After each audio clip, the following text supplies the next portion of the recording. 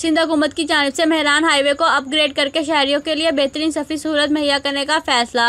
Ibrahim Hydari town के chairman नज़ीर अहमद भट्टो ने Mehran highway का विजिट किया। मेहरान हाईवे के बीच में ग्रीन बेल्ट बनाने का काम जारी है। सफाई सुथराई का अमल शुरू कर दिया। गंदगी को हटाकर रोड के दोनों तरफ लाखों दरख्त लगाए जाएंगे और दोनों रोड के बीच में ग्रीन बेल्ट कायम की जाएगी, जिसके लिए काम शुरू कर दिया गया है। टाउन चेयरमैन नज़ीर भट्टो ने कहा कि पाकिस्तान पीपल्स पार्टी के चेयरमैन बिलावल भट्टो जरदारी की हिदायत पर मरीर की आवाम के लिए मेहरान हाईवे पर ग्रीन बेल्ट बनाया जा रहा है। बरसातों से पहले नालों की सफाई का काम शुरू कर दिया गया। मेहरान हाईवे ग्रीन बेल्ट से माहौलियाती आलूदगी का खात्मा होगा, खूबसूरती के साथ बेहतर माहौल बनेगा। हमायती न्यूज़ से हाकिम अली दिल की रिपोर्ट। मज़ीद खबरों के लिए देखते रहें हमायती न्यूज़ HD।